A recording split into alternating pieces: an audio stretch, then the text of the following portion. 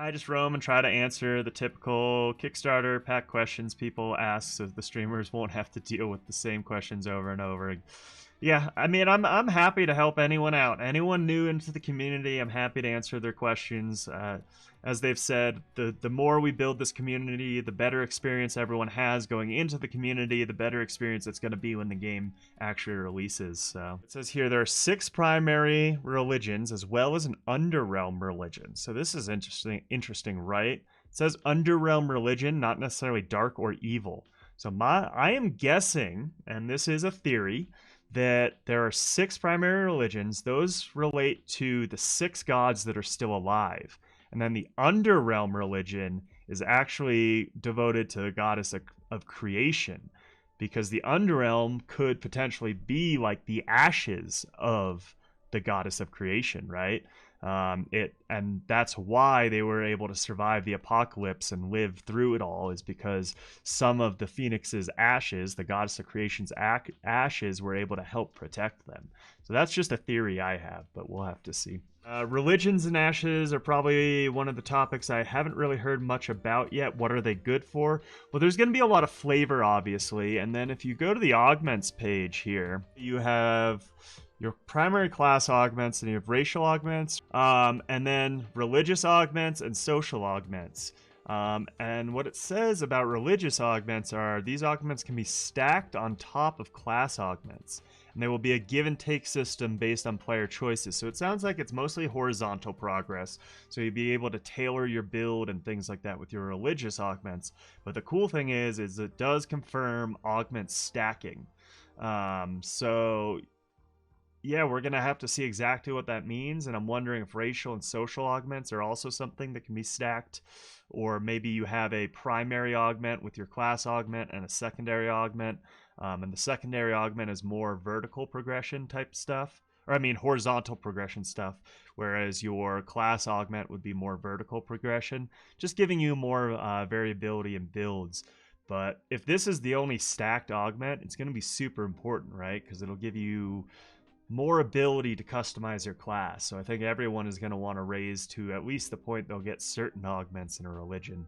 What I've seen: story flavors, social bindings, and extra augments for abilities and utility skills. Yeah, that's on the religion note. And in one interview, Steven says something about your religion rank could add modifiers to your utilities as well. Okay, I had not heard that. Good call on that one.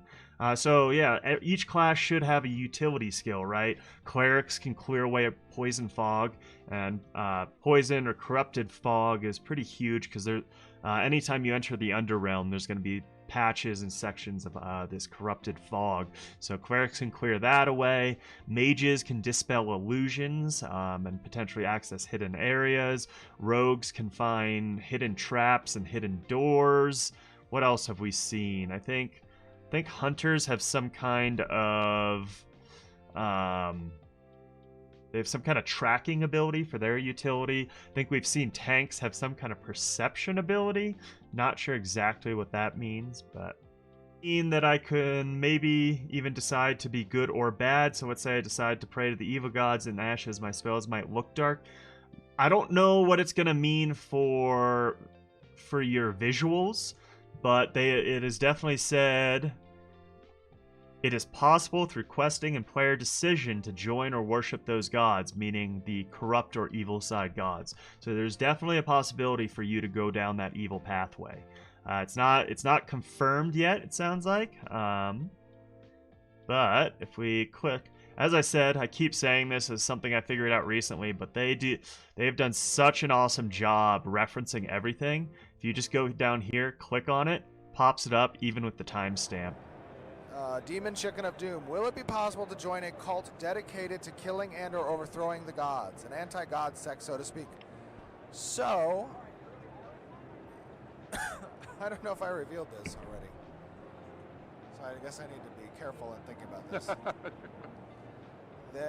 The pantheon in... We should get closer so, you know, my bacon influence. Oh, yeah. Disclaimer, bacon influence. Disclaimer, if I haven't revealed this yet. No. You can walk it back later. So, in the pantheon of gods, there was a split of some of the gods early, in the creation of the universe. And the gods that split do influence this corrupt side of the beings that exist in the universe. And it is possible in the game through questing and player decision to join or worship those gods instead. I love that they give us less than 10% per his one lead dev. Even if Steven is leaking things, he shouldn't. Yeah. Steven's very calculated. He's a very intelligent person. It's obvious from how he talks. It's obvious from how he's put this game together. I bet you he has never leaked anything he shouldn't. I think it's all planned and all that, and that's half the fun. I've actually been looking into D&D Pathfinder classes to better understand what Steven is looking for in the 64 classes. Don't know how good of a method this is, though. I think it's a pretty good method, but what you have to look at is, Pathfinder classes are a bit more set. I would look into, it seems like he's taking D&D 5th edition inspiration, which is the cross classes. So it seems like when you look at the 64 classes, it's very obviously flavors that you get when you make a multi-class in 5th edition. I think it's a pretty decent idea, to be honest, especially when it comes to guessing at what out-of-combat abilities the archetypes are likely to have. Yeah, and I would like to see more meaning to out-of-combat abilities, right? I think that's a cool idea, because in D&D you can very much optimize a character for combat, but then you don't have nearly as much fun role-playing and doing a lot of the other things in the game. And so when I first started playing D&D, I was, a min-maxer to a T, and I would just make this super strong, powerful character in combat, and then it was like, oh yeah, this isn't nearly as much fun. And now I tend to make a more balanced character. Sometimes I even make characters with super strong flaws that I have to work around, just because that's fun. I hope that we'll have many jumping puzzles in Ashes. I really enjoyed them in Guild Wars 2. Unfortunately, there weren't many of them. Yeah, I enjoyed it. I enjoyed and did not enjoy them. I don't know if you ever did that revolving tower in Guild Wars 2. I haven't played Guild Wars 2 since launch, but shortly after they released it, they had that Halloween-themed revolving tower. Oh man, I got so mad at that because I think it was probably my third or fourth try, and I had watched a YouTube video just to see what was coming up, but it was my third or fourth try, and I was basically there, and then I screwed up and fell off, and then it took me 4 more hours. Also, I wouldn't make the jumping puzzles really have anything other than a prestige to them.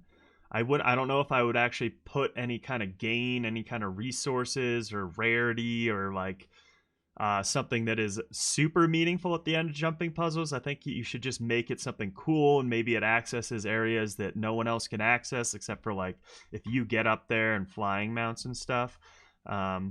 Just because I know a lot of players will get mad or frustrated if you make jumping puzzles something they feel like they have to do rather than something fun to go explore and do. Probably my favorite game in the last 5 years has been Breath of the Wild, and a lot of that was I just loved running around and finding things, and exploring, and a lot of it had no real meaning on the game, like collecting the what are they called, the Korax. Collecting the Korax didn't really affect your game after you got a certain amount. After you'd collected maybe 100 of them or something out of the 900, you had more than enough inventory spots to the point where it didn't really matter, but it was still fun to go discover and find these little Easter eggs and hidden rocks and things like that on the top of mountains. So I hope they add a lot of that aspect into the game. Would be cool. And talking about Guild Wars 2, in my opinion, the game has by far the best mount animations I've ever experienced in an MMORPG. I've played since I started playing MMORPGs 18 years ago. I freaking love how they behave in game. Riding them just feels so good, in my opinion. Yeah, I feel like mounts should definitely feel meaningful, and it's something we'll have to see. I think the system they're setting up with mounts currently is really cool. I like the idea that you can actually like breed and try to get mounts going that have different stats and breed for high stats, and it puts a priority system on your mounts, right? Because yeah, if we pull up the mounts here,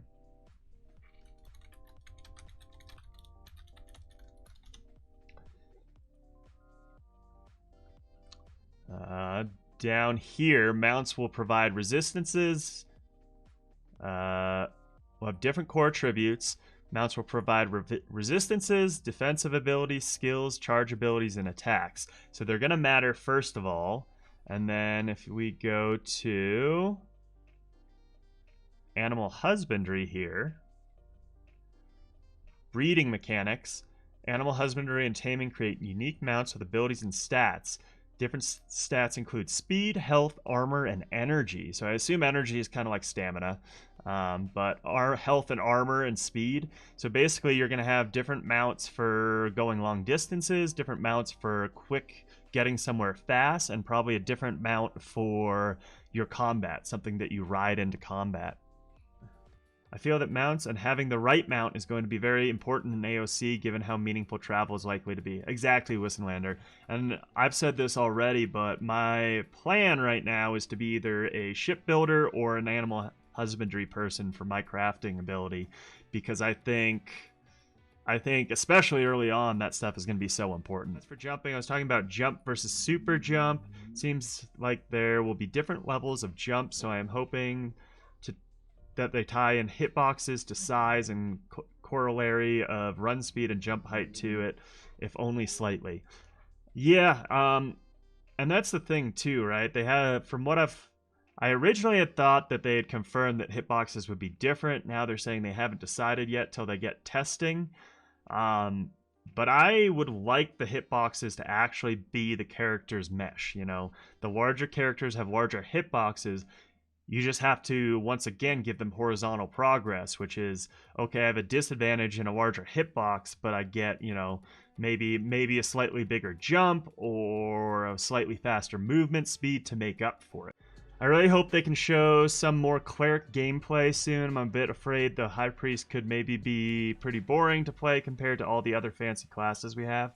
I don't know if that'll be true. I think So this is something interesting that they were talking about. I forget what video it was, but they were talking about the difference between throughput healing and utility healing. And someone was saying that basically bards will be more utility healing, so they won't have as much throughput, they won't be able to do as much raw healing, but they'll have more fast casts. So what I have heard is that clerics will potentially not have any instant cast heals.